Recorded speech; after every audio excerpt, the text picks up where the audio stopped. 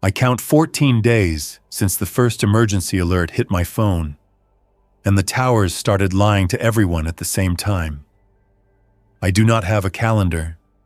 I do not have a working clock. I count by sleep, by meals, by the number of times I have had to change my route because a road turned into a trap. Today feels different because the hills are higher, the air smells clean, and for the first time in a week I see a fence line that looks maintained, not abandoned. The fence is old chain link with 3 strands of barbed wire on top. It runs along the ridge and drops into trees where the posts disappear. There is a sign bolted to it with faded paint and a newer sticker slapped on crooked. The big letters say, "Training Area. Authorized personnel only." The sticker says, "Danger. Live fire possible." That sticker is lying now. If there were live fire, I would not be walking toward it. Still, the sign means something. It means this place had rules before the world broke. Rules mean predictable doors. Predictable doors mean I might sleep without waking up every 10 minutes to check my own hands. I move slow along the fence, staying off the gravel. Gravel talks. Leaves talk less if I step on the damp spots. My shoes are wet from crossing a shallow creek an hour ago. The wet makes my steps quieter, but it also makes my socks heavy. I keep my eyes on the inside of the fence for movement.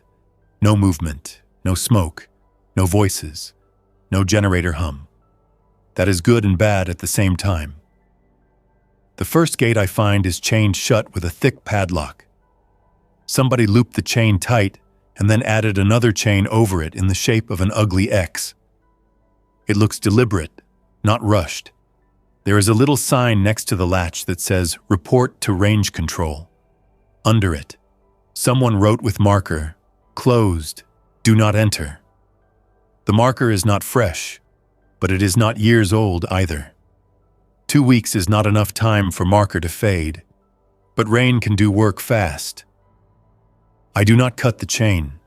I do not have bolt cutters, and even if I did, the snap would carry. I keep walking. I follow the fence for another 10 minutes until I find a service entrance where the ground dips. The barbed wire here is bent inward, and a sapling has grown against it. Somebody climbed over. I crouch and look at the dirt. Old scuffs. A few newer ones, maybe deer, maybe a person. The difference matters. I do not decide yet. I back off into the trees and scan the ridge behind me. The woods are still. No birds doing warning calls.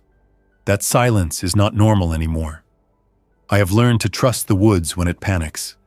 I have also learned to trust the woods when it goes quiet. Quiet means something is nearby, or everything has already left. I pull my knife out and hold it low. Not because it helps in a real fight, but because it makes my hands stop shaking around useless gestures. The knife is simple. It has a straight edge and a plain handle. I keep it because it cuts rope and opens cans, and makes me feel less helpless when I have to step into the unknown. I climb the bent section slowly, testing the wire with my palm. The barbs grab fabric and skin if I get lazy. I lay my jacket over the top strand and slide over, then drop into the other side with my knees bent. I do not stand up right away. I listen with my head turned toward the open space beyond the trees. The land inside the fence opens into long lanes carved into the hills. Dirt berms rise at the far ends. There are wooden frames, target stands, and a few rusted metal shapes that used to be used for drills. Everything is quiet. The lanes are wide enough for a truck to drive down if it had to. The grass is short in the middle, longer on the edges. That tells me maintenance happened not too long ago, or the ground gets enough traffic to keep it down. I pick my path along the left side, staying close to trees and brush. I stop every few steps and look for lines. I have learned to look for the unnatural straightness of fishing line. I have learned to look for the shine of wire in a place it should not be. I do not see any. That does not mean there are none. It means whoever set them did not do it sloppy in bright sunlight. Halfway down the first lane, I find a small building tucked into the hillside. It is not a cabin. It is not a shed. It looks poured, reinforced, and built to take abuse. The door is thick and painted a dull gray. A metal awning covers the entry. 2 vent pipes rise from the roof and bend at the top in a way that keeps rain out. The vents have mesh screens. The mesh is intact. I stand there and stare at those vents. Intact mesh means nobody has tried to pry them open in a hurry. It also means rodents have not chewed through. It means if there is a filter system inside, it might still be usable. I want to rush the door. My feet do not move. I do not touch the handle yet. I walk a slow circle around the building, checking the seams where concrete meets dirt. I look for fresh digging. I look for footprints. I look for trash. I find nothing but 2 cigarette butts near the back corner, mashed into the soil and damp. That means somebody stood here and waited. Somebody was calm enough to smoke. On the door, at eye level, there is a laminated sheet held under a clear plastic cover screwed into the metal. The words are printed in blunt blocks. Training shelter. Chemical drill procedures. Entry only after check. Below that is a checklist with boxes. Visual clear, door seal check. Vent status green. Filter status green. Occupancy log updated. Communications check. Below the checklist is a warning in bold. Do not open if compromised. Do not force vents. Keep door closed at all times. The language hits my brain and stays there. It does not sound like advice. It sounds like a rule that got written after someone made a mistake and paid for it. I have lived under rules for years. I used to do safety inspections for a warehouse. People always hated the checklist until something went wrong. Then everybody asked why nobody followed the checklist. I run my fingers over the plastic cover, not because it helps, but because touching it makes the situation feel real. The screws are not rusted. The edges of the laminate are not peeling. This place has been sealed for a long time, and somebody still cared enough to keep the instructions readable. I take a step back and force myself to do the checklist in my head, even though I am alone and nobody is watching. Visual clear. The door seam looks clean. No visible damage. The handle is intact. Door seal check is next, but I cannot check a seal without opening. Vent status green. There is a little sight window on the vent housing near the door, a small round indicator under clear plastic. It shows green. Filter status green. Another small indicator below it, also green. Occupancy log updated. I do not have the log. Communications check.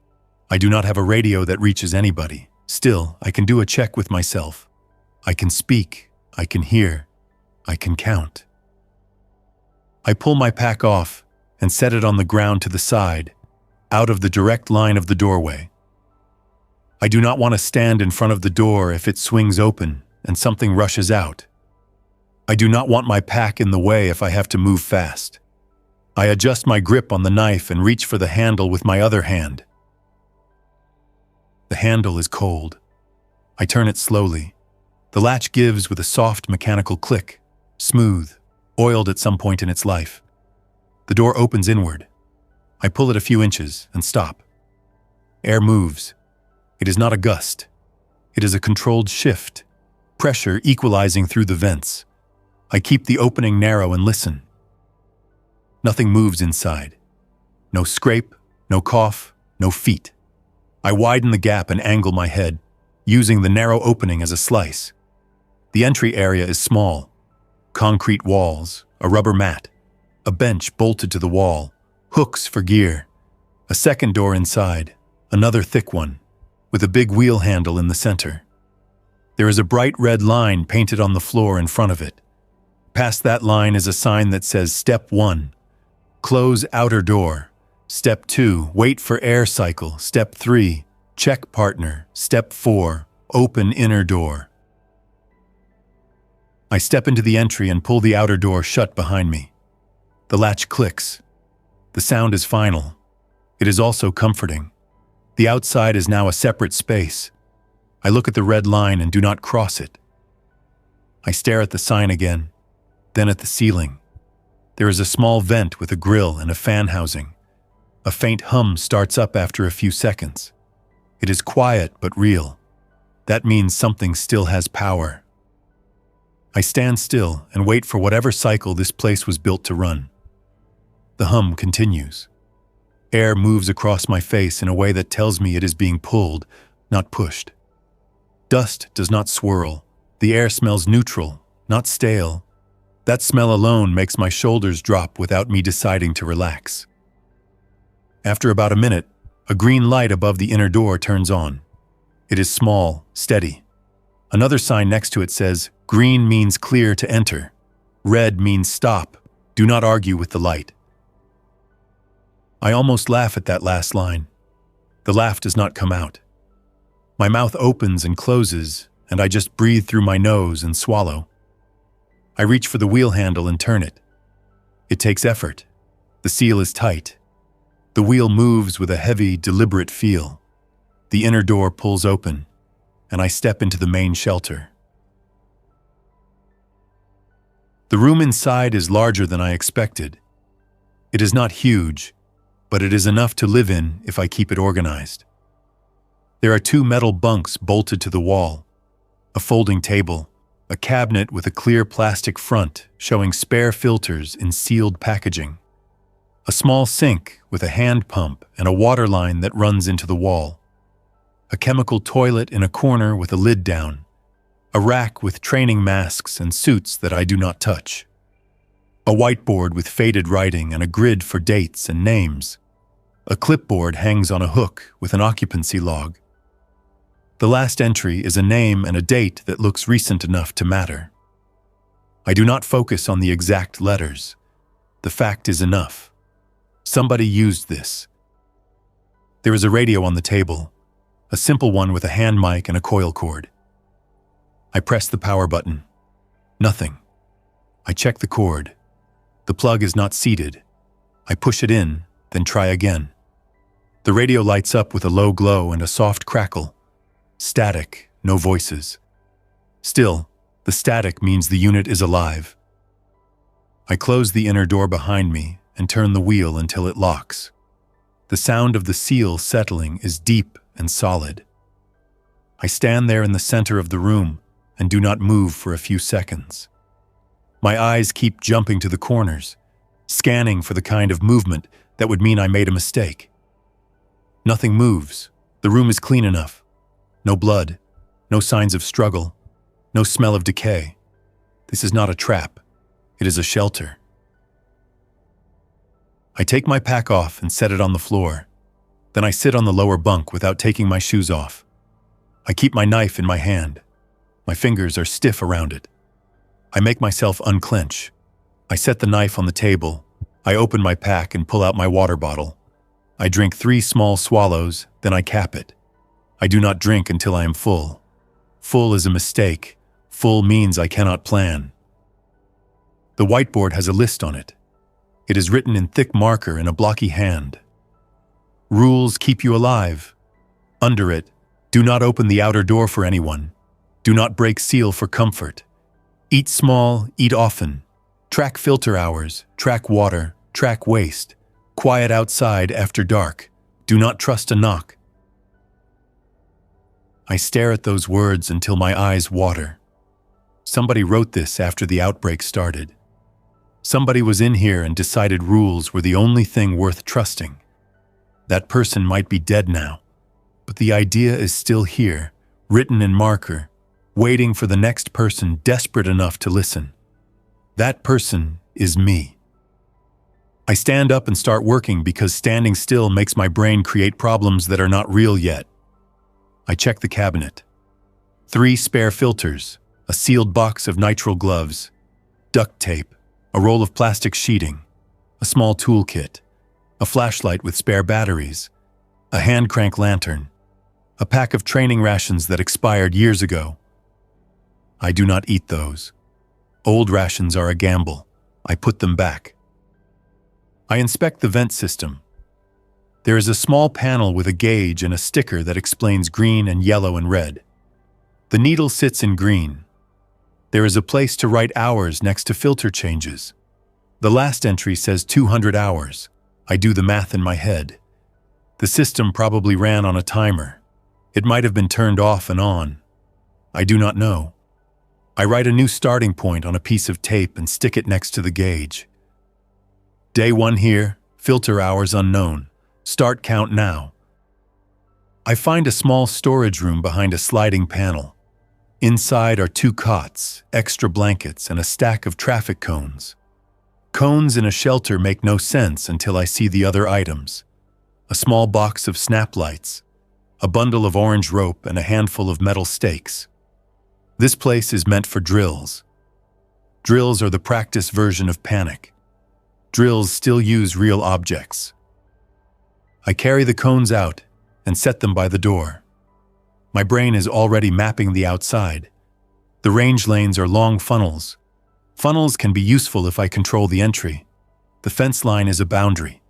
Boundaries can be turned into warnings. The posted protocols outside the door are blunt enough to be used as a message to strangers. I do not sleep right away. I step back into the entry area, open the outer door a crack, and look outside again. The light is sliding toward late afternoon. Shadows stretch across the lanes. If I am going to make this place mine, I need to make the outside talk to me before anything reaches the door. I move out and close the door behind me, leaving it latched but not sealed. I keep the inner door locked inside. I do not want to cycle in and out more than needed. I take the rope and metal stakes and walk the edge of the lane closest to the shelter. I pick spots where the brush forces a person to step a certain way. I push a stake into the ground, tie the rope low, and run it across a narrow gap, then tie it to another stake. The rope is not meant to trip someone hard.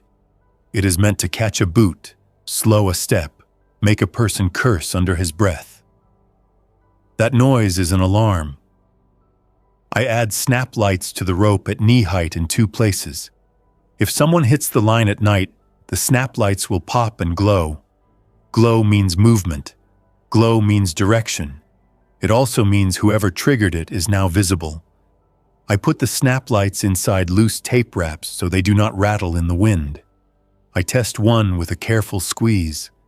It stays quiet. Good. For the second layer, I use the simplest trap I know. I take an empty can from my pack, punch 2 holes in it, and run a string through. I fill the can with a handful of small stones from the lane. I hang it from a branch near the rope line. If the rope line gets hit, the can will swing and chatter. It is not smart. It is not fancy. It is honest.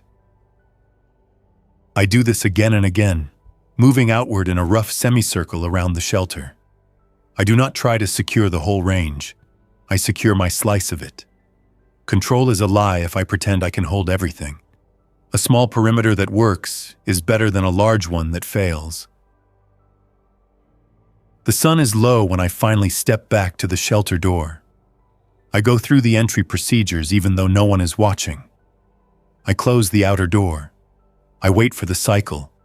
I check the green light. I open the inner door. I lock it behind me. The routine matters. It matters because routine is something the outside world cannot steal without a fight. I eat a handful of crackers from my pack and a piece of dried meat I found 2 days ago in an abandoned gas station. I do not eat to feel good. I eat to keep my hands steady. I drink a small amount of water. I write it down on the whiteboard. Water used, 1 bottle cap. Food used, small. I am turning myself into a ledger. The ledger does not panic. Night comes fast in the hills. The shelter has no windows. The only light is what I make. I use the hand crank lantern for 10 minutes, then turn it off and sit in the dark to listen. The vents hum, the building settles. Outside, something moves in the brush. I do not know if it is a deer or a person. I do not open the door to find out. I wait. A can rattles once, far enough away that it sounds thin. Then it stops. I do not move. Another rattle closer. Then a third. The pattern is wrong for wind. Wind does not step. I pick up my knife again, then set it down and reach for the pistol I took from a dead deputy 2 towns back. I do not like holding it. I keep it because the world has decided certain conversations end faster when a person holds one. The rattling shifts to the left side of my perimeter. Then it fades. Whoever or whatever hit the line moved away. That is good. It means the perimeter worked. It also means the outside is aware of me now. Awareness works both ways. If something was alive and thinking, it now knows there is a controlled space here. If something was infected and wandering, it now knows there is an obstacle. I sleep in bursts. I do not let my body sink into deep rest. I do not spread out. I sleep on the lower bunk with my boots on and my pack under my knees. I keep the pistol within reach, but not in my hand. My hands need to be free if the door gets tested. The first time I wake up, nothing has changed. The second time I hear a faint scrape outside. Then silence again. The third time I hear birds start up in the distance. That is the first sound that feels normal. Morning light does not reach me in here. But my body knows it is morning because the woods shift tone. I stand up, crank the lantern, and write on the whiteboard. Day 2. I do not write dates. Dates belong to the world that ended. I check the vent gauges, still green. I check the filters through the cabinet window, still sealed, still waiting. I step into the entry area and go through the cycle. Outside, the range lanes look empty. The trip lines are intact. No snap lights triggered. The cans hang still. That means nothing came close enough to touch the perimeter overnight, or anything that did was careful. I spend the next hour walking the nearest lanes and checking for tracks. I find a set of shoe prints near the left berm, older, and another set near my rope line, newer. The newer prints stop and then turn away. The heel marks show hesitation. A person stepped, felt the line, backed off. The person did not charge. That means the person was thinking. Thinking people are more dangerous than infected in a lot of ways. Infected move on impulse. People move on decisions. Decisions can be ugly when fear has been feeding on someone for 14 days. I do not have a vehicle. I walked here. That means I need supplies. The shelter is strong, but strength does not create food. I spend the middle part of the day scouting the training area for anything useful. I find an abandoned range control shack with a broken window. Inside are paper maps in a drawer, laminated overlays with lane numbers, and a big metal clipboard with procedures. The procedures repeat the same message. Control entry, log names, do not improvise. I take the maps and tuck them into my jacket. Behind the shack, there is a storage container with a heavy lock. The lock is already cut. Inside are more cones, a box of ear protection, cardboard targets, and 2 cases of bottled water that someone forgot or left. The plastic is dusty, but intact. I pick up a bottle and twist the cap. It cracks clean. I smell it. Normal. I do not drink it yet. I carry both cases back in 2 trips, sweating under the weight, watching the tree line between every step. I stack the water inside the shelter and write it on the board. Water found, 2 cases. My hands shake more from relief than effort. Relief is dangerous. Relief makes a person sloppy. I push the feeling down by doing another task immediately. I set up a corner for waste. I set up a corner for food. I set up a corner for tools. I make the room into a system. In the afternoon, I find a small solar panel kit in a locker near the shack, probably used for training equipment. It is not large, but it is enough to charge a battery pack and keep the radio alive without draining whatever internal power the shelter uses.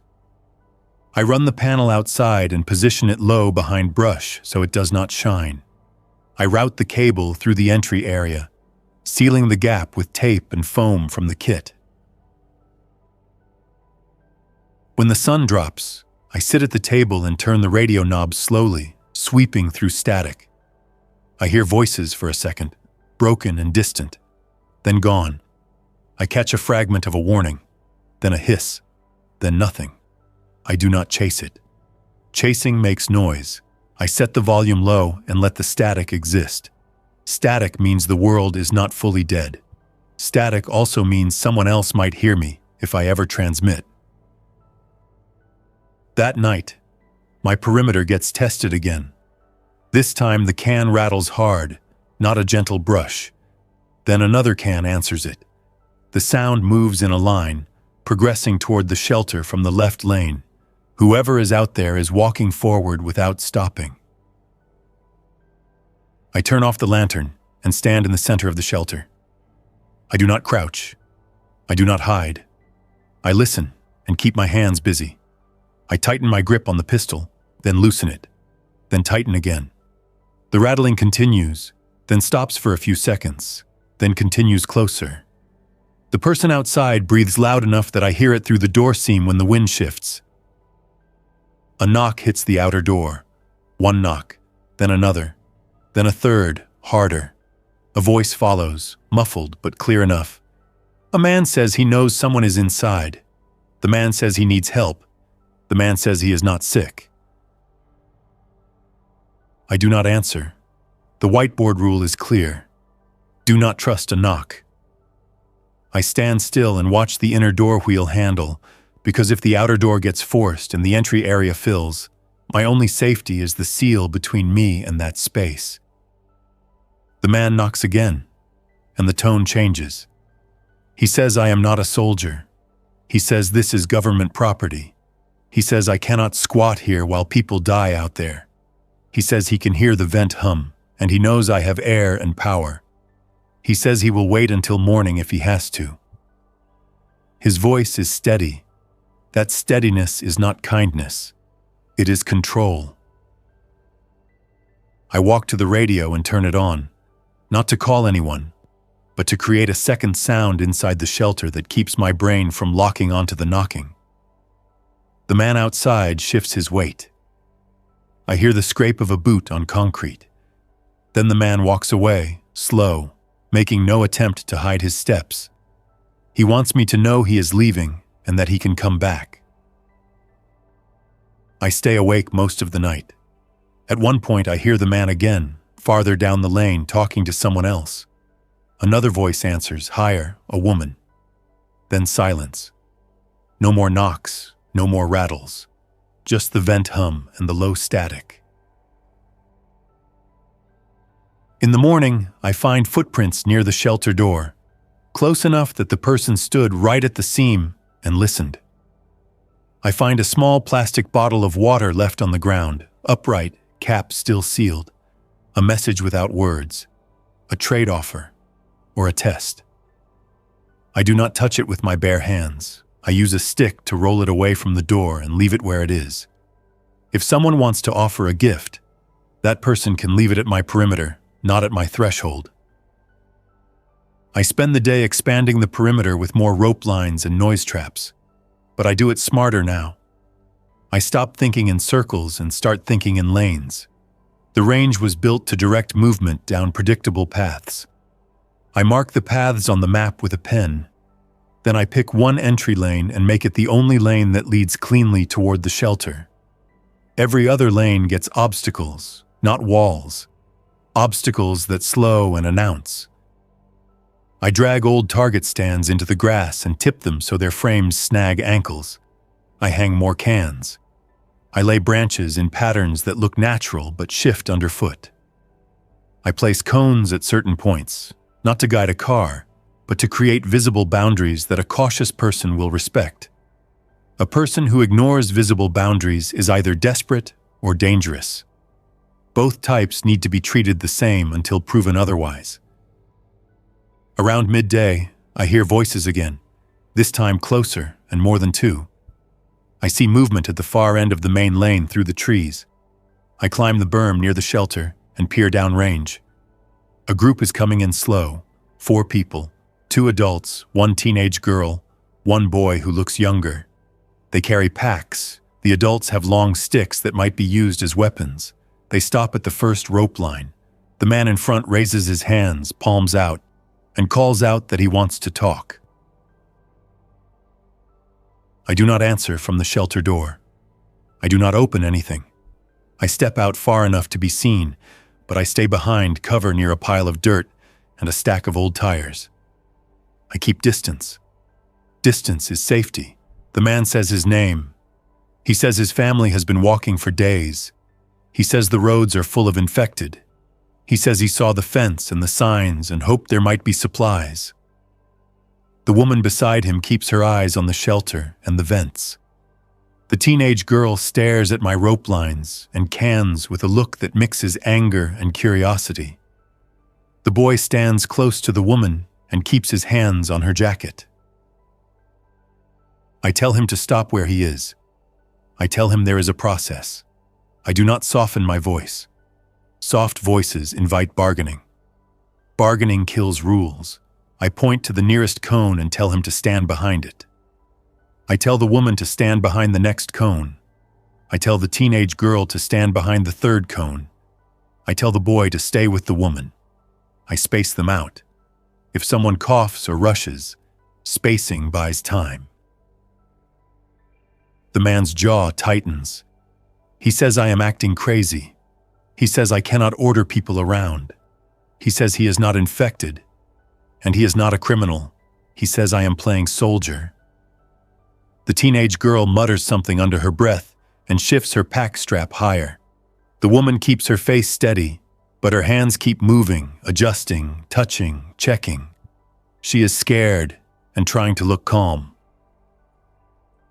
I tell the man I watched a crowd turn into a stampede because one person started coughing blood in the middle of a church shelter. I do not describe details. I do not need to. I tell him the process is simple. No one comes near the shelter without a waiting period. No one comes inside without a clean check. No one gets to argue with the rules. The man laughs once, sharp. He says there is no clean check. He says people are either sick or not. He says I am using military nonsense to feel important. He takes one step forward, crossing the cone line. The woman reaches for his arm and stops him, not gentle, firm. She tells him to back up.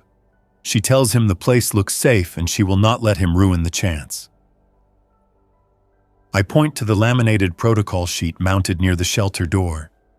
It is too far for him to read, but he can see the blocky text and the checklist layout. I tell him those rules kept people alive in training when the drills got chaotic. I tell him the same logic applies now.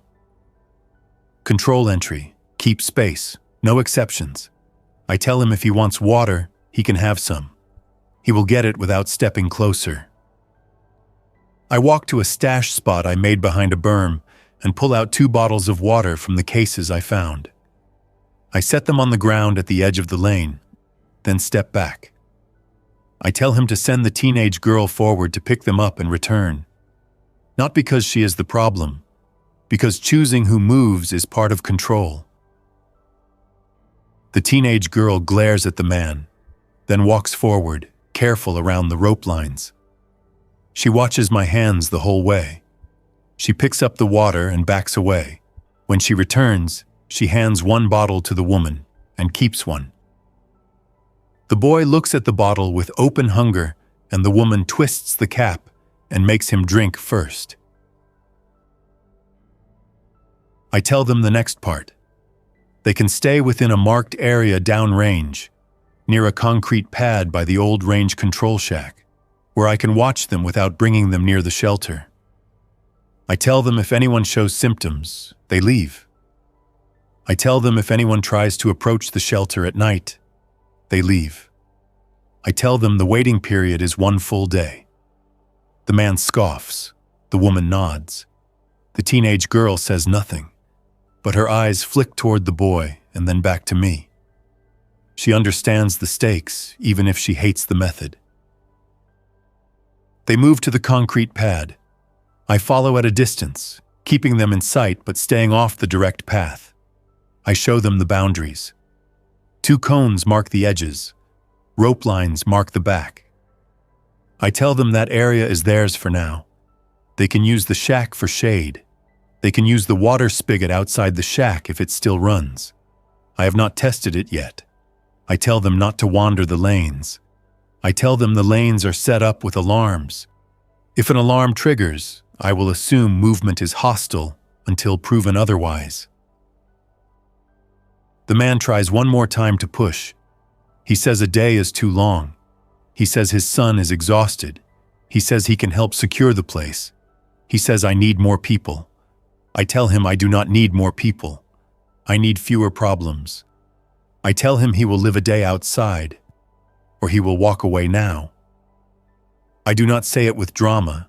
I say it flat. The flat tone lands harder. I leave them there and walk back to the shelter. My hands keep checking my pockets, my knife, my pistol, then checking again. I do not trust myself not to make a mistake when people enter my world. People bring unpredictability. Unpredictability turns rules into arguments. Arguments create gaps. Gaps let infected in. For the rest of the day I work. I reinforce the entry lane with a second rope line. I hang more cans.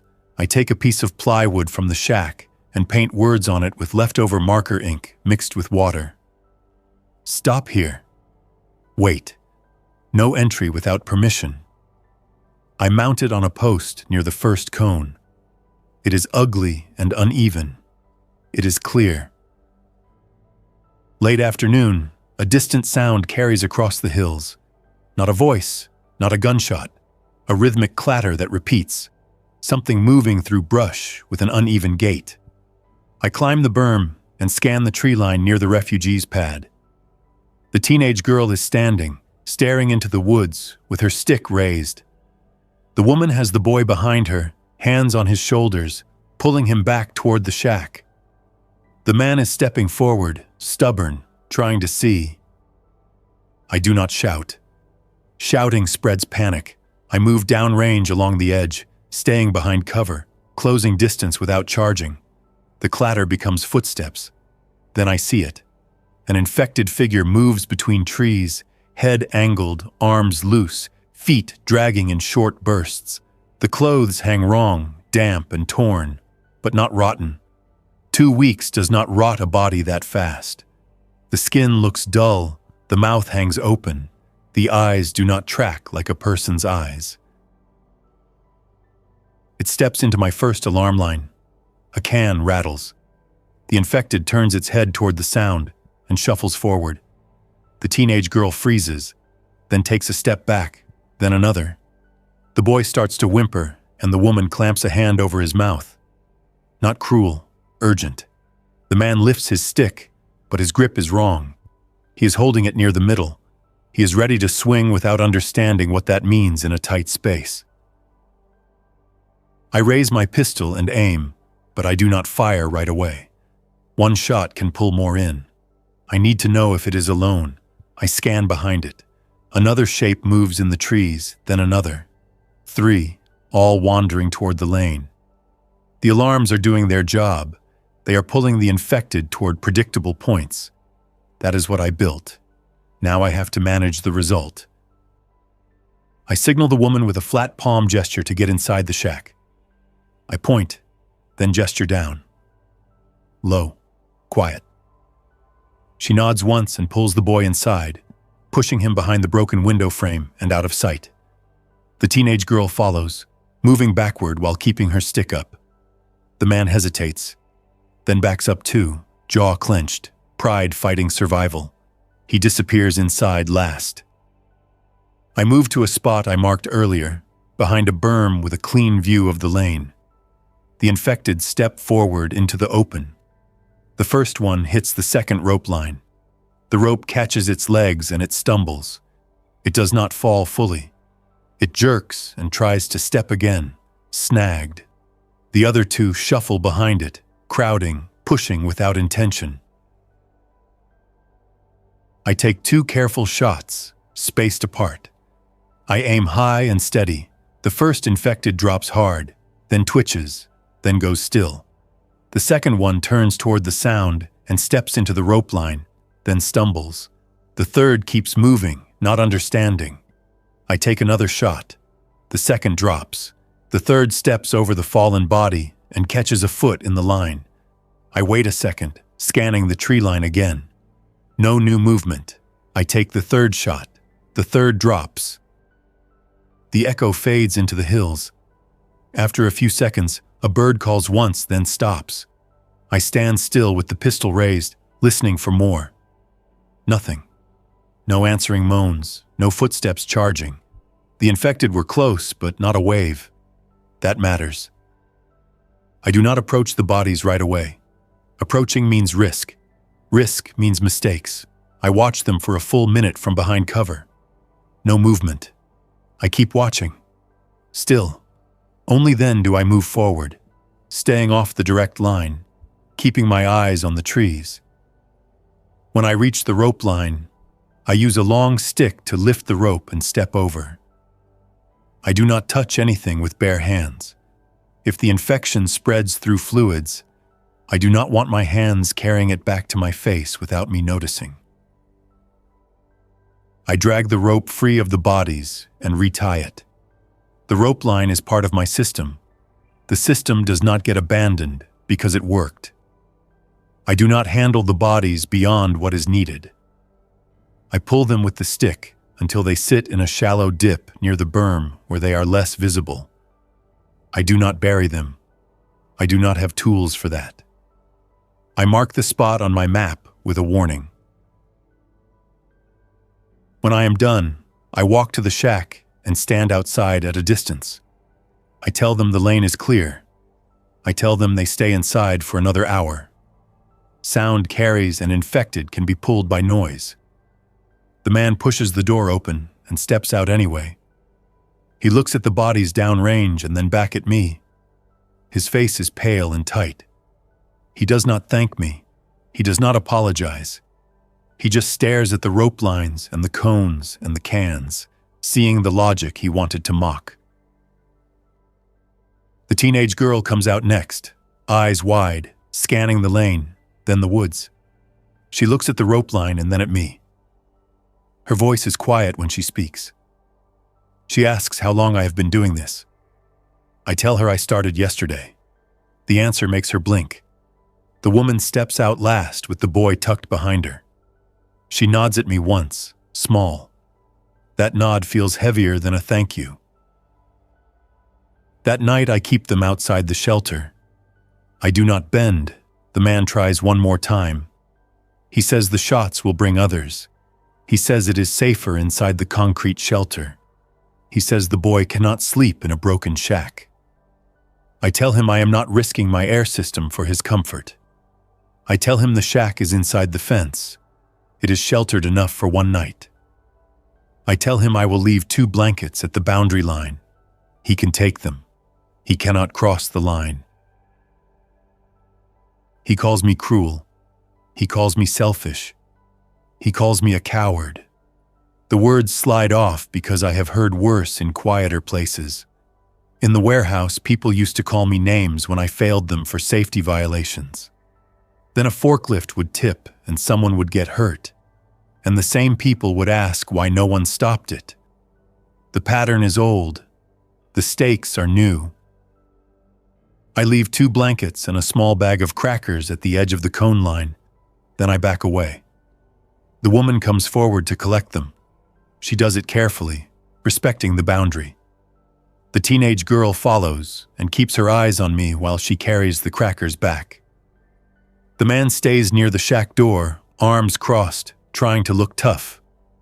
Tough does not fix anything. I sleep lighter than the night before. I hear movement near the perimeter twice. Each time the cans rattle and then stop. Once I hear a whisper, close enough to be human. I do not answer. I do not move toward it. I let the rules hold the line. Morning comes, and the refugees are still there. No one is coughing. No one is slumped in the corner. The boy looks tired, but alive. The woman's hands keep moving, straightening the boy's hair, tightening straps, checking his face. The teenage girl looks angry again, but it is a focused anger now, not random. The man is quieter. He avoids looking at the rope lines. I give them the next rule. I need to check for injuries. Not because I am a doctor, because injuries mean blood, and blood means risk. I tell them to show hands first. Palms, backs, wrists. The man refuses at first. Then the woman stares him down, and he holds his hands up. I see scrapes, nothing deep. The teenage girl has a cut on her forearm, shallow, already scabbed. The woman has a blister and a split nail. The boy has nothing visible. Good. I tell them about the inner door and the entry cycle. I tell them if anyone comes inside, that person will use the entry in a controlled way. One at a time, no crowding. I tell them I will not bring all four in at once. The man snaps that I am still playing soldier. The woman cuts him off and says she will go first. She says her name is Renee. She says the boy is her son, Owen. She says the man is her brother, Cal. She says the girl is her niece, Tessa. Names make it harder. Names turn rules into faces. Faces turn hard decisions into guilt. I do not tell myself to stay cold. I just keep moving. I tell Renee to step to the cone and wait. I tell Cal to stay back. I tell Tessa to keep Owen near the shack.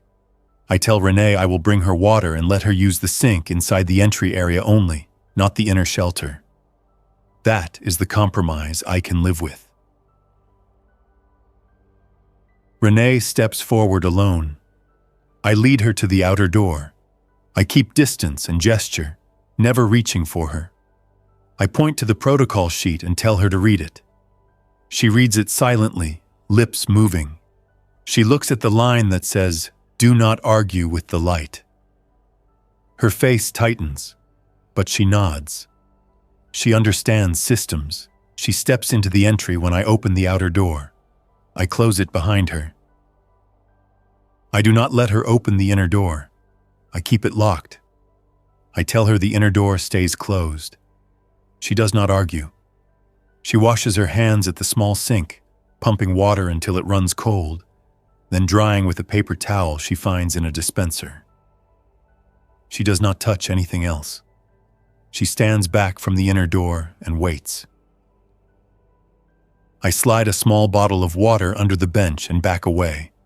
I tell her to take it. She takes it with a controlled motion, then sits on the bench. Her shoulders sag for a second, and then she straightens again. She is holding herself together by force. She asks one question, quiet through the door seam. She asks if I have seen anyone else. I tell her I have seen people at a distance. I tell her I have also seen crowds turn ugly in 10 seconds. I tell her this place works because it stays controlled. She is quiet after that, not offended, thinking. I let her stay in the entry area for 10 minutes. Then I tell her it is time to leave. She does not want to. I can tell because her hand lingers on the bench and her eyes keep flicking to the inner door wheel handle. Still, she stands. She follows instructions. I open the outer door and step back. She exits and walks toward the shack without looking behind her. That takes discipline. Cal tries to follow her right away. I raise my hand and tell him no. One at a time means one at a time. He steps forward anyway, anger flaring. Tessa grabs his sleeve and pulls him back. She says something low to him that I do not hear. He jerks his arm free, then stops. He turns his face away from me, jaw locked, and paces near the shack. Tessa steps forward next, not asking permission, just doing it. She holds her hands out before I even tell her. She is trying to prove something. That makes her dangerous, because proving something means taking risks. I slow her down with a simple instruction. I tell her to stop at the cone and look at her surroundings. I tell her to name 3 alarm points she can see. She frowns, then looks, then points out the rope line, the cans, and the cones. Her breathing steadies when she focuses on tasks. I let her into the entry area and repeat the same boundaries. Wash hands, no inner door. Do not touch vents. Do not touch the filter cabinet. She follows. She drinks water and then stares at the protocol sheet for a long time. When she exits, she looks at me once and says she gets it. The words come out rough. She does not say sorry. She does not need to. Owen is next, but I do not bring him in. I do not cycle a child through the entry area without certainty, and I do not have certainty. Children touch everything. Children rub eyes. Children forget rules when scared. That is not blame. That is reality. I tell Renee and Tessa I will leave water and food at the boundary daily if they stay inside the training area and follow perimeter rules. I tell them I will not bring Owen inside unless I have no other option. Renee looks like she wants to argue. She swallows it and nods. Cal is last. He strides to the cone with a posture that screams challenge. He holds his hands out with sharp movements. He tries to crowd forward when I open the outer door. I step back and let the door swing halfway closed again. I tell him to slow down or he does not enter. He stops, his eyes flare. Then he steps in at the speed I set. I close the door and let the cycle run. Inside the entry area, Cal tries the inner door wheel handle the moment he thinks I am not watching. The handle does not move. I tell him to step away from it. He laughs, short, and says he wanted to see if I was bluffing. I tell him the shelter is not his, and the air in it is not his. I tell him if he touches that handle again, he is out of the training area for good. He opens his mouth, then closes it. He sits on the bench and stares at the floor.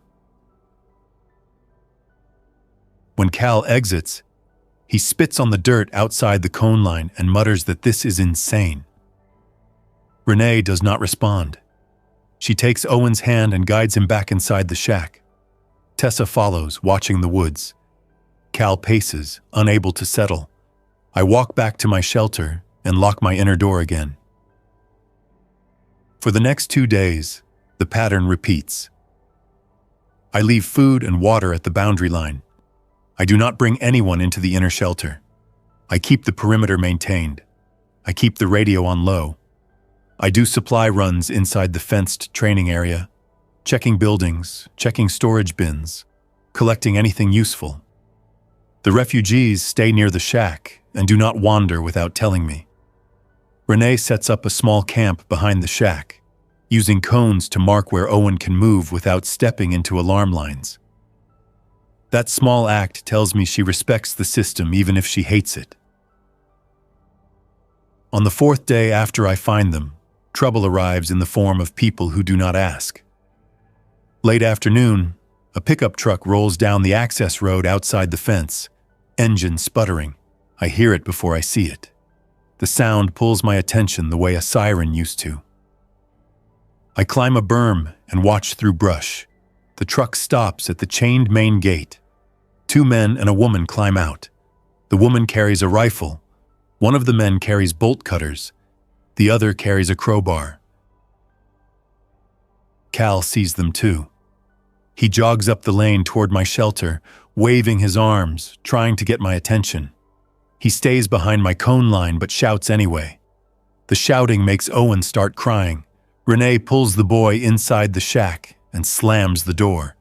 Tessa grabs Cal's shirt and yanks him down behind the concrete pad, trying to make him understand volume matters. I do not rush to the gate. I do not sprint around making noise. I move to my planned position, the spot I already chose for this possibility, behind a berm that gives a clear view of the gate through a cut in the brush.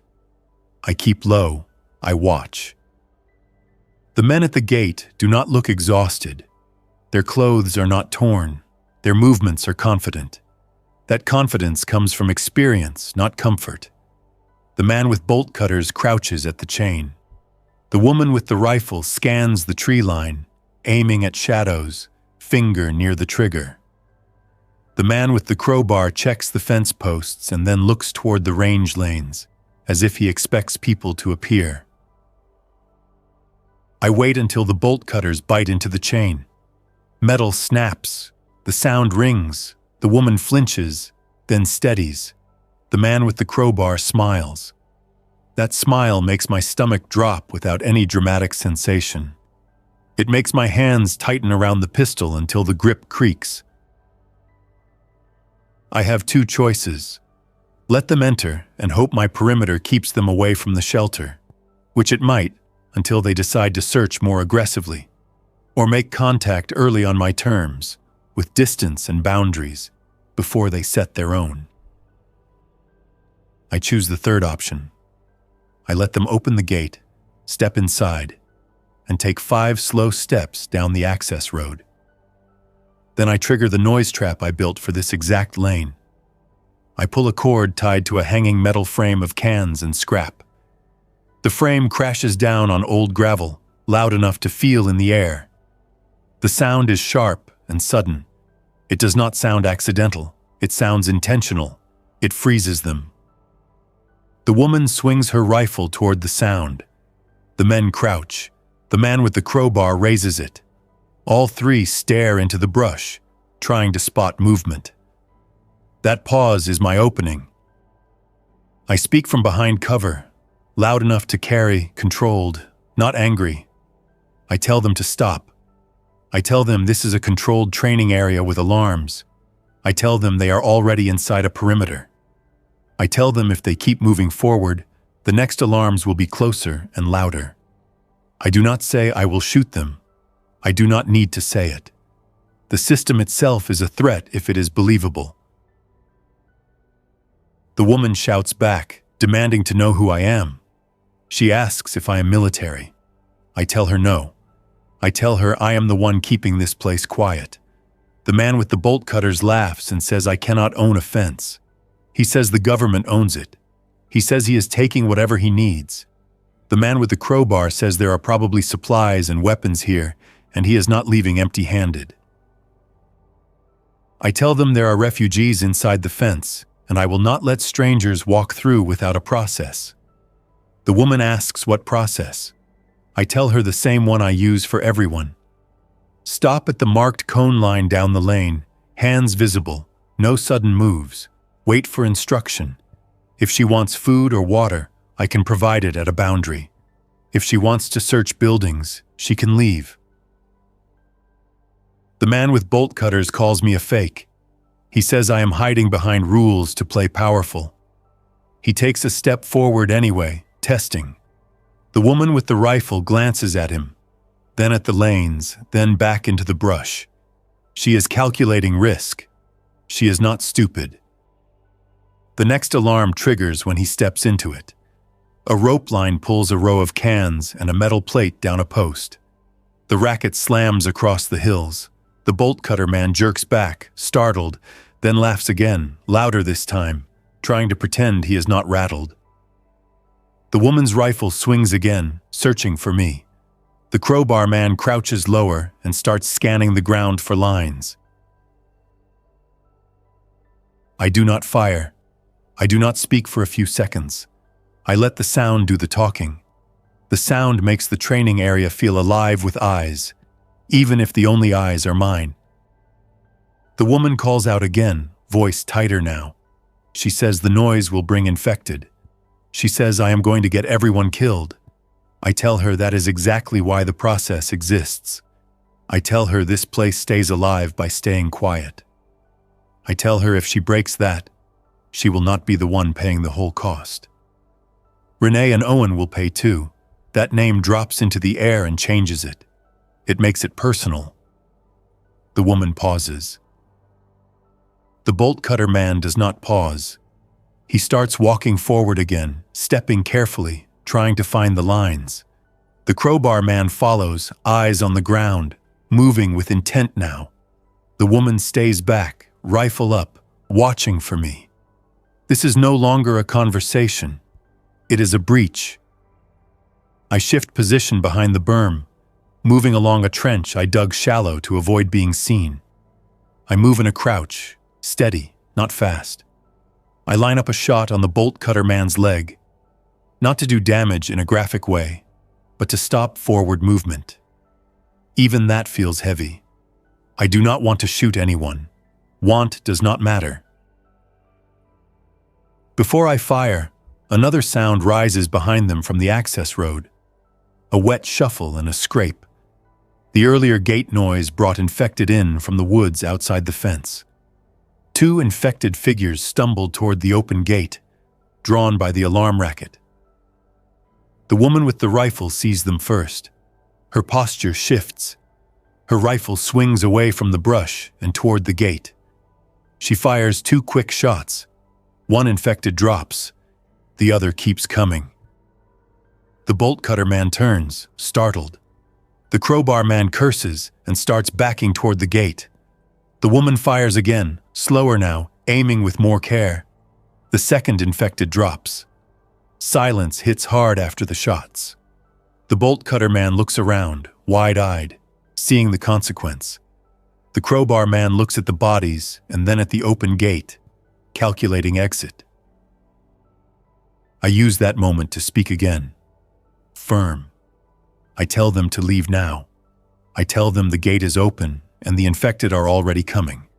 I tell them if they stay inside my perimeter, they will be treated as a threat because they are acting as one. The woman hesitates, then yells at the men to get back to the truck. The men obey. That tells me the woman has authority. The men are muscle. They back out through the gate, moving fast now, no more pride. The bolt cutter man grabs his cutters and runs. The crowbar man keeps his crowbar but looks over his shoulder every 2 seconds. The woman keeps her rifle up until she clears the fence, then jogs to the truck. The engine sputters and then catches. The truck turns and grinds away down the road. I do not chase. Chasing is a mistake. I go straight to the gate and close it again, pulling the chain back into place with the spare length I kept ready. I do not have a lock now. I thread the chain and twist it tight anyway. It will not stop bolt cutters. It will slow a casual push. Slowing matters. Cal appears behind me at a distance, eyes wide. He asks if I scared them off. The way he says it makes it sound heroic. I do not answer that.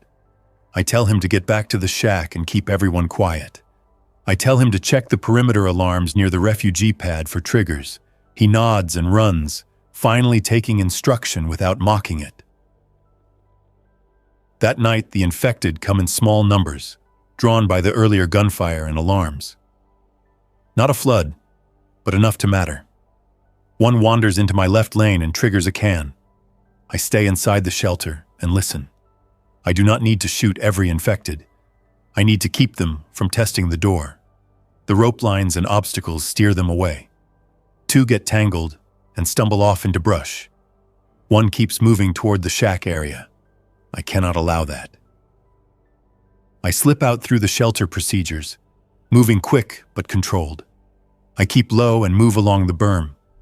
I see the infected near the shack, swaying, head turning toward the sound of Owen's muffled whimper. Renee has Owen pressed low behind the shack wall. Tessa is holding her stick, shaking, trying to decide if she should swing. Cal is standing too close, breathing loud, making it worse. I do not yell. I move in and grab Cal's sleeve and pull him back behind the concrete pad. He jerks and then sees my face and shuts up. I gesture to Renee to stay down.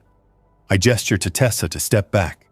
I take one clean shot, controlled, and the infected drops. I immediately step back and listen for more. None answer. The sound was contained. The hills hold it. After, the four of them sit in the shack with the door closed, lights off, silent. I stand outside for a minute, watching the woods. Then I walk back to the shelter and seal in. My hands keep moving, checking the wheel handle, checking the vent gauge, checking the spare filters behind the plastic. I write on the board, Day 6, contact at gate, infected drawn in, perimeter held. The next morning, Renee asks to speak with me from the boundary line. She does not approach. She waits at the cone. That small act earns her the conversation. I stand behind my own boundary, distance maintained. She says the people in the truck will come back. She says they will come back with more. She says I cannot hold this alone forever.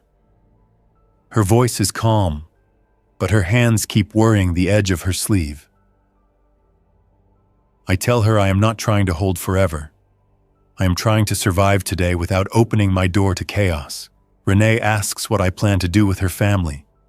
She asks if I plan to leave them in the shack until they get sick or get taken.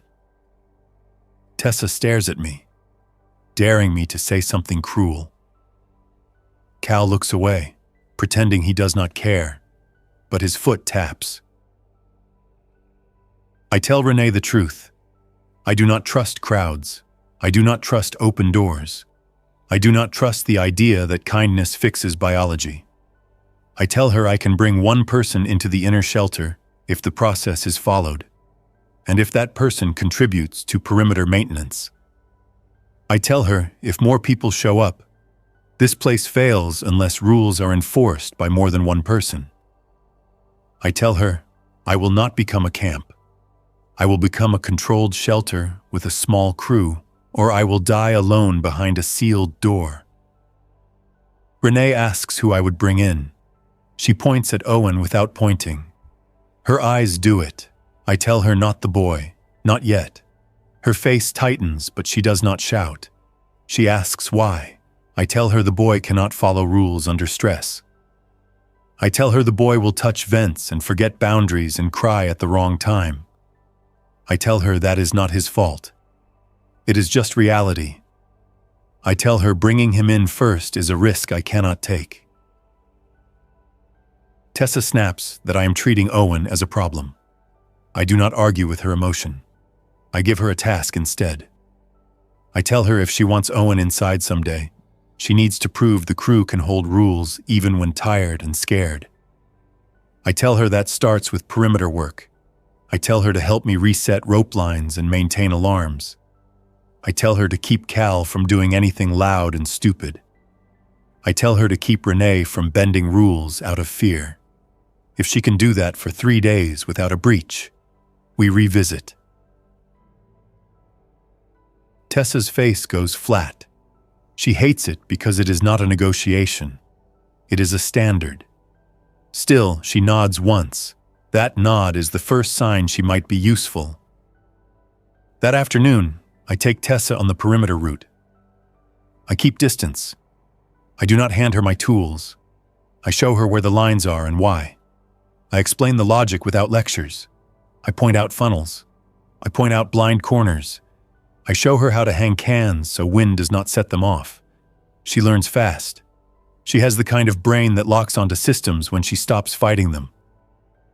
Cal tries to come along too. I tell him no. I tell him he can work on cleaning the shack area and keeping Owen quiet. He calls it babysitting. Renee gives him a look that shuts him down. He walks away, muttering, kicking a stone. That kick triggers a can line and rattles it. He freezes, embarrassed. Tessa watches him and says, quiet, that he is proving my point. Cal's face reddens and he storms into the shack. By evening, Tessa has reset 3 alarms correctly without tangling the lines. She has also found 2 spots where someone could crawl under a rope and approach the shelter through brush. She points them out without bragging. I fix those spots with new stakes and a line of dry sticks that will snap under weight. Good. She is thinking ahead. That night, the truck does not return. Instead, someone else arrives. A single figure appears at the far end of the main lane just before dusk. A woman, alone, hands up, walking slow. She stops at the first cone without being told. That matters more than her words. I watch from behind cover. Tessa watches too, standing near the shack. Renee keeps Owen inside. Cal tries to peer out a cracked window, too impatient to stay hidden. The woman downrange calls out that she is not infected. She says she is looking for safety. She says she heard shots yesterday and followed the sound. Her voice is hoarse from walking and from not drinking enough. I do not invite her closer. I tell her to stay at the cone. I tell her to keep her hands visible. I ask if she has been bitten. She says no. I ask if she has been around someone who turned. She hesitates, then says yes. That honesty lands. It also raises risk.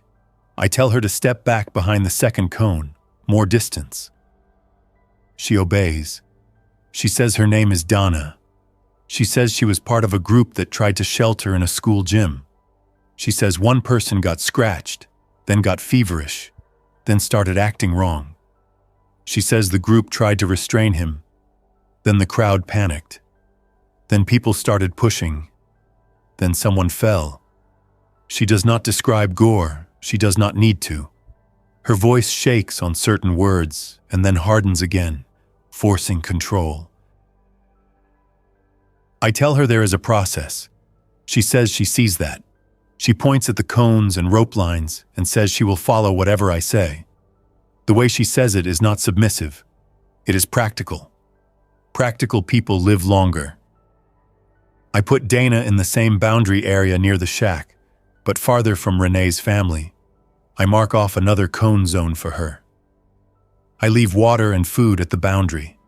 I do not bring her to the shelter. Cal complains, loud, that I am collecting people outside his door and refusing to let them in. I snap once, not with profanity, but with cold instruction.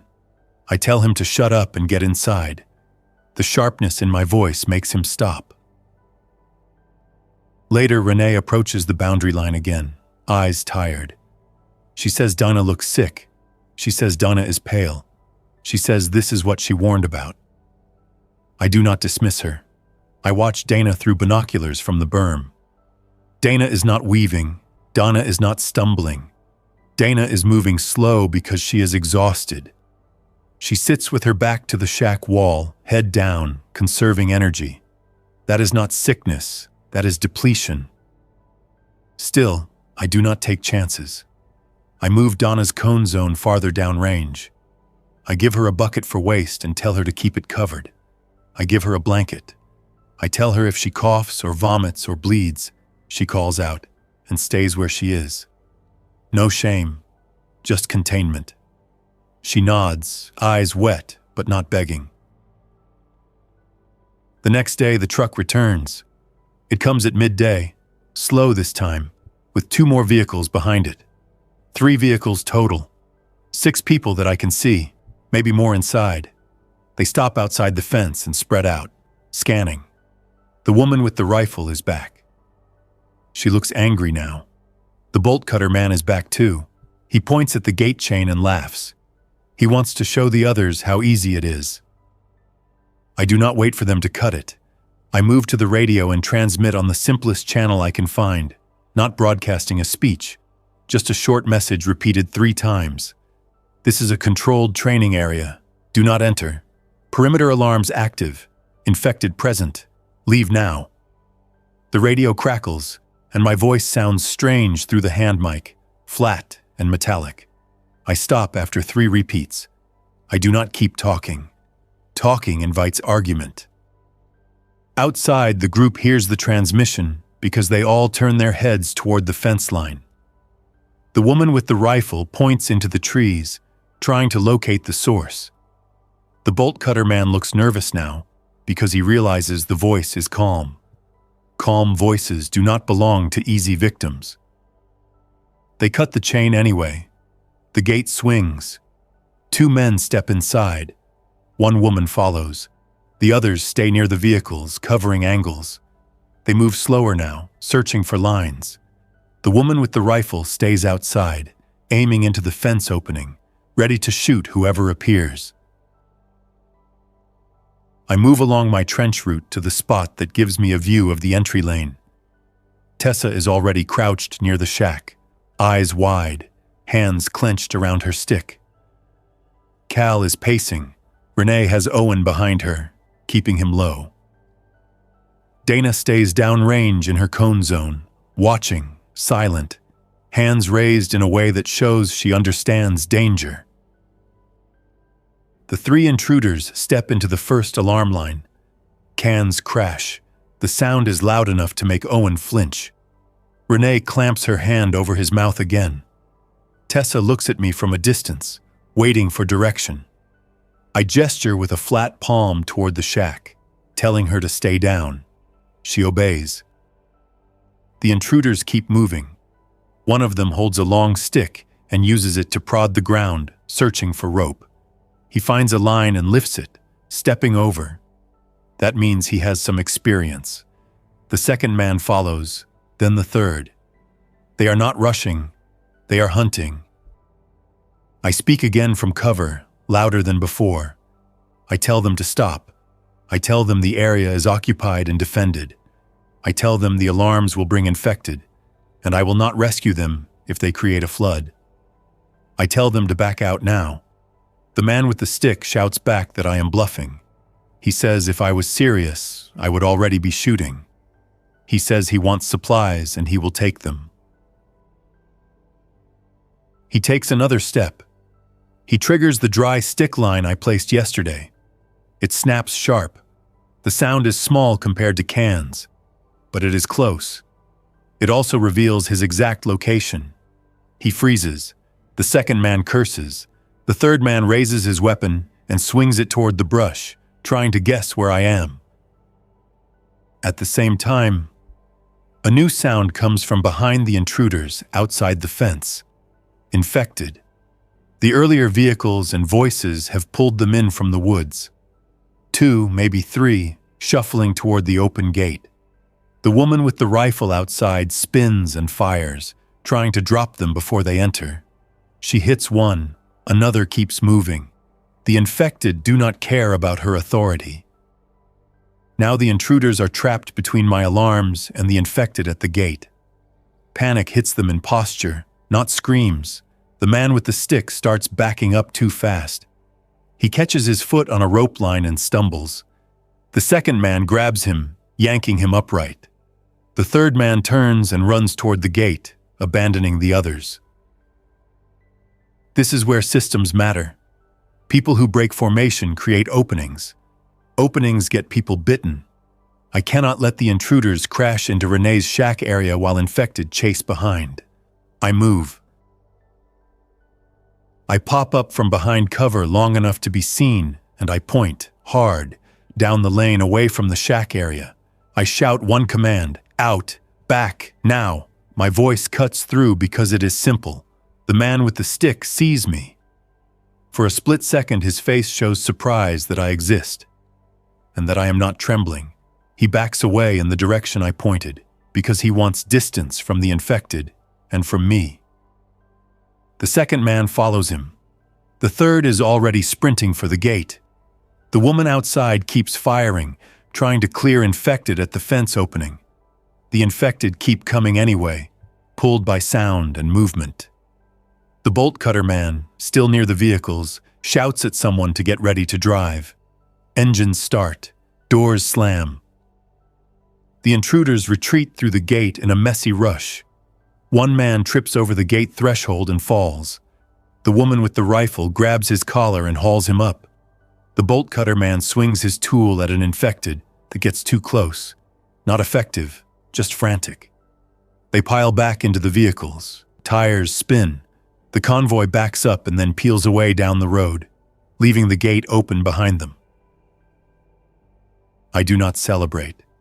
The infected are inside the fence now. 2 make it through before the vehicles clear. They stumble into the access road and then into my lane. Alarms. Cans crash again. The sound keeps calling more. I need to stop the chain reaction fast. I move along the berm and take controlled shots only when necessary, only when an infected gets too close to the inner lanes that lead toward the shelter and the shack. I do not shoot every wandering body. I steer them with noise traps and obstacles. I use the range itself as a funnel. It works, but it is work. Constant, methodical, exhausting in the way that makes time blur. By late afternoon, the training area is quiet again. The gate is chained with my spare chain. Not locked, but bound. The infected that slipped in lie in a dip near the berms, out of the lanes. The rope lines are reset. The cans hang again. The system is bruised, not broken. Renee comes to the boundary line with Owen pressed against her side. Her face is pale. She does not accuse me. She does not praise me. She says one sentence. She says Cal cannot handle this. She says Cal will get them all killed with his mouth and his pride. Tessa stands behind her, eyes hard, not denying it. I tell Renee I agree. Agreement does not solve it. I tell her the rule remains, controlled crew only. I tell her I will take one person inside the inner shelter now, because we have proven strangers are going to test the fence. I need someone who can follow instructions without arguing, and who can work quietly. I tell her the choice is between Renee and Tessa. Renee's eyes flick to Owen. Her mouth tightens. She wants to choose herself because she wants to be near her son, but she also knows Owen cannot come in. She looks at Tessa, then at me. Tessa's posture changes. She squares her shoulders, ready to volunteer, ready to prove. Renee speaks first. She says Tessa goes. She says Tessa listens better than Cal. She says Tessa moves quiet. She says Owen needs Renee outside until there is a plan for him. The decision costs her, visible in the way her hands clutch the boy's shirt. She makes it anyway. Tessa walks to the cone line without gloating. She looks at Owen once, then at Renee, then back at me. She says she will follow rules. Her voice is steady. I believe her enough to try. I cycle Tessa through the entry procedures the same way I cycle myself. Outer door close, wait for air cycle, green light, inner door. Inside, she stops dead, looking at the bunks and the filter cabinet and the whiteboard rules. The shelter feels larger when another person stands in it. It also feels more fragile, because now mistakes can come from 2 sets of hands. I point at the whiteboard. I tell her those rules are not decoration. I tell her the inner door stays locked unless both of us agree to open it. I tell her no one touches vents. I tell her no one opens the filter cabinet unless a change is needed. I tell her food and water are tracked. I tell her waste is managed. I tell her quiet matters more than comfort. Tessa nods, eyes scanning, absorbing. She asks one question. She asks what happens if Cal tries to force his way in. I answer without hesitation. I tell her Cal does not get in. I tell her if Cal approaches the shelter door at night, Cal gets exiled beyond the fence in the morning. If Cal tries to force the door, I stop him. The words sit heavy in the air. Tessa looks down, then nods again. She says she understands. The first night with Tessa inside, I sleep even lighter. Not because I fear her, because I fear what her presence means. It means I am no longer invisible. It means the shelter is now a prize, not just a hiding place. It means Renee and Owen and Cal and Donna are outside depending on a system that strangers are now aware of. I keep checking the vent gauge. Green. I keep checking the inner door wheel handle. Locked. Near midnight, the perimeter can rattles. 1, 2, then a snap light triggers. Faint glow visible through the brush outside the entry door when I crack it a fraction to peek. Movement near the shack area. I do not open. I listen. I hear Cal's voice, low but urgent, arguing with someone outside the fence line. Cal says there is a shelter here. Cal says there is air and water. Cal says he can help them get in. My hands go cold on the wheel handle. Not a sensation I describe with drama, just reality in my grip. Betrayal has a sound. It is a man talking too much because he wants leverage. Tessa is already awake, sitting up on the bunk, eyes locked on me. I gesture for silence and point toward the outer door. I pick up the radio mic and click it once, then speak low into it, transmitting on the same channel as earlier, hoping the sound carries to the shack area through the night air. I say one sentence. Cal, stop talking. Get inside the shack, now. Outside, Cal's voice cuts off. For a second, there is only night. Then another voice answers, male, low, amused. He says he told Cal someone was listening. He says Cal wants to trade. He says Cal wants to be inside. He says Cal is smart for picking the winning side. I do not move toward the shack. Moving toward it exposes me. I control the shelter, not the whole training area. Still, I cannot let Cal lead strangers deeper into the lanes. I pull on my boots tighter, check my pistol, and go through the entry procedures fast, but correct. Tessa follows behind me, staying quiet, stick in her hands. I do not tell her to stay inside. If this turns into a breach, I need her eyes. We move along the berm, keeping low. The snap light glow makes a faint pool of color near the shack. Cal stands in that glow, hands raised, talking to two men outside the fence who are peering through the chain link. One of the men is the bolt cutter man from earlier. The other is new, taller, holding a shotgun. The woman with the rifle is not here, at least not visible. That means this is a smaller play, a probe, using Cal as bait. Renee is inside the shack with Owen, door closed. Donna is downrange in her cone zone, silent, watching. Cal is standing too close to the fence, talking through it, acting as if the wire is a shield. The bolt cutter man is smiling. He asks Cal where the shelter door is. Cal points down the lane toward my area. I step into view from behind the berm, far enough that Cal sees me.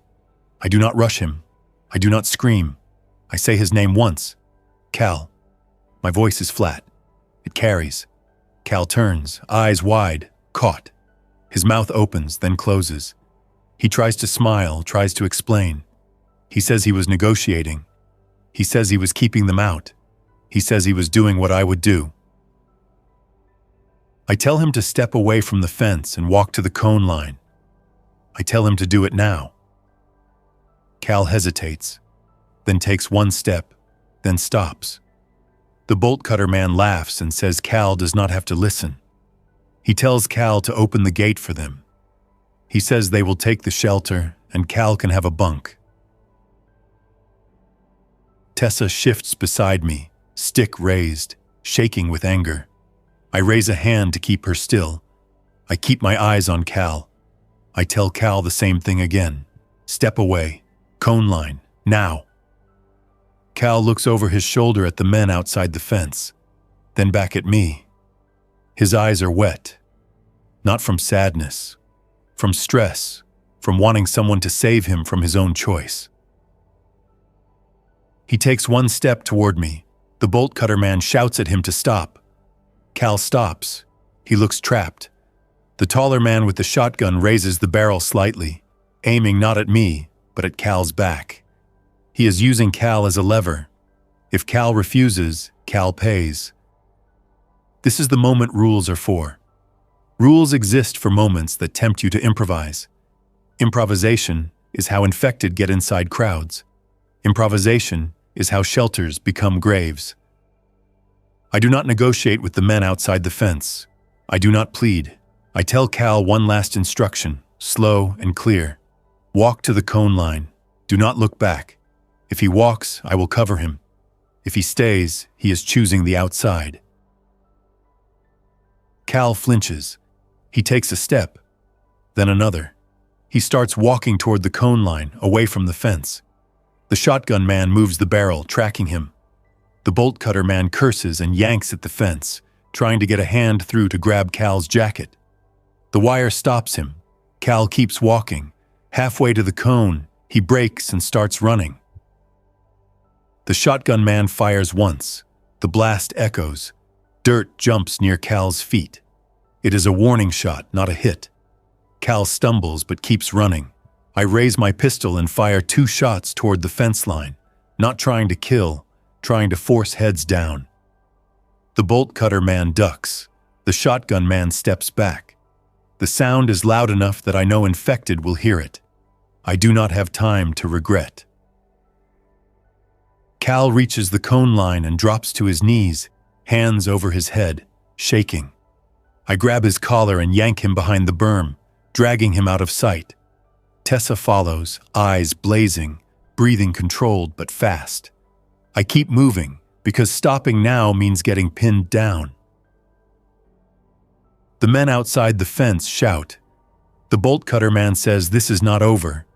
He says he will come back with more and burn the place out if he has to. The shotgun man laughs and says I cannot guard every inch of fence. Then their footsteps retreat. They are not entering tonight. They got what they wanted. Proof that the shelter exists. Proof that I will shoot to protect it. I drag Cal to the center of the lane and force him to stand. I do not comfort him. Comfort makes him believe he can break rules again and be forgiven again. I tell him he is exiled at dawn. He sobs and tries to talk. I do not let him. I point toward the shack and tell him to go sit outside it until morning. Not inside, outside. So Renee can choose whether to open the door to him. Consequences are not just my job. They belong to the people he tried to trade. Cal shuffles to the shack and sits on the concrete pad, back against the wall, head down. Renee does not open the door. Owen does not come out. Tessa watches from a distance, arms folded, shaking. Dana stays still in her cone zone, eyes fixed on the fence line. No one speaks. The silence is thicker than any argument. Within 20 minutes, infected start drifting toward the fence, drawn by gunshots and echoes. One appears at the open gate area, pressing against chain link, mouth opening and closing, hands scraping wire. Another shuffles behind it. I move fast, resetting alarms, steering them away from the lanes that lead to the shelter and shack. I do not shoot unless one gets too close. I treat the infected as weather. I cannot stop weather. I can only build against it. By dawn, Cal is still sitting outside, eyes red, face streaked with dried sweat. Renee finally opens the shack door a crack. She steps out, eyes hard. She looks at Cal without pity. She tells him to leave. Cal begs, quiet, saying he made a mistake.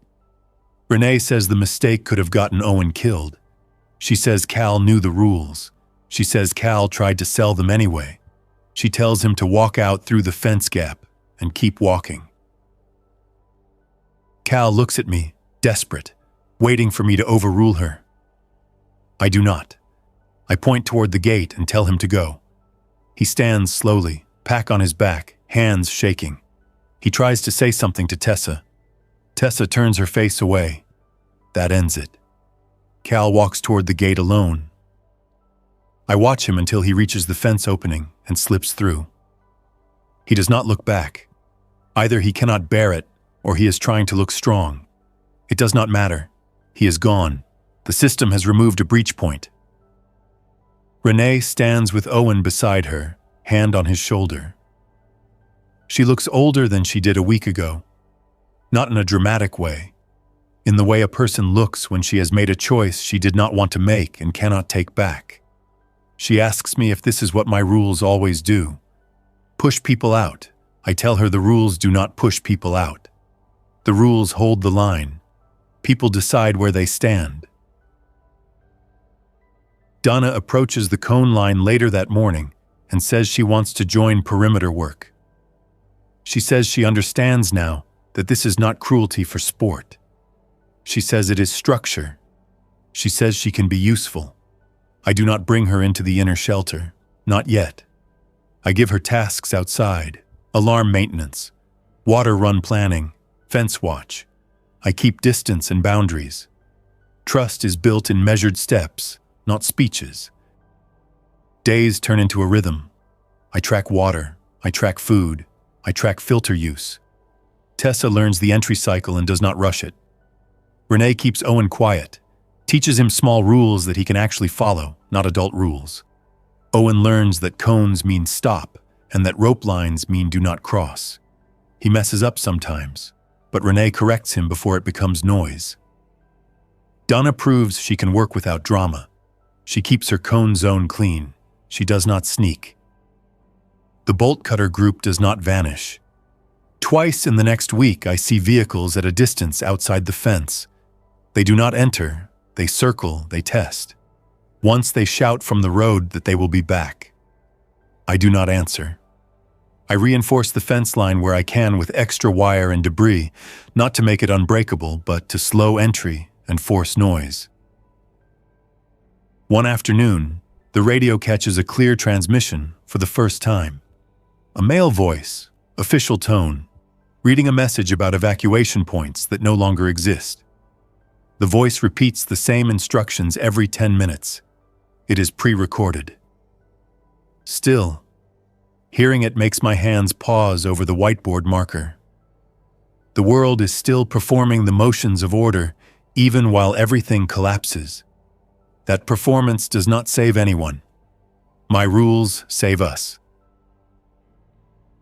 A week after Cal's exile, a new group appears at the fence. Not aggressive. 4 people, exhausted, hands up, waiting at the boundary line without being told.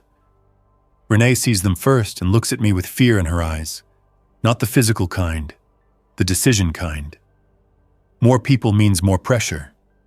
More people means more chances for infected to slip in. More people also means more eyes, more hands, more defense. I do not open the shelter. I do not wave them in. I do what I always do. I point to the cones. I state the process. Waiting period. Hand checks. Distance. Boundary food and water. No night approach. No exceptions. One of the newcomers starts to cry. Quiet. Face in hands. The others hold position. Nobody rushes. That tells me enough to continue the process. Later, when I am alone inside the shelter with Tessa, I look at the whiteboard and add a new rule in thick marker. Rules are kindness when kindness fails. I do not mean it as poetry. I mean it in a literal way. Kindness without structure becomes a crowd. A crowd becomes a breach. A breach becomes a slaughter. Structure prevents that chain. I do not know how long this will last. I do not pretend the training area is a fortress that will stand forever. Filters will run out. Food will get scarce. People will keep arriving. Armed groups will keep testing boundaries. Infected will keep drifting in when noise happens. Still, in this moment, the vent gauge stays green. The inner door stays sealed. The perimeter alarms stay ready. Renee and Owen are alive outside the shelter. Tessa is alive inside it with me. Dana is alive downrange, doing her tasks without complaint. I pick up the marker and update the day count again. Day 23 since everything broke. I underline it twice. Then I write the next task list beneath it. Check filter hours, check water, reset lane 3 line, move cone zone for new arrivals, Quiet after dark. I set the marker down, lock the inner door wheel handle by habit, and listen to the shelter hum. Outside, a can rattles once in the wind and then goes still. The system is talking to me. I am listening.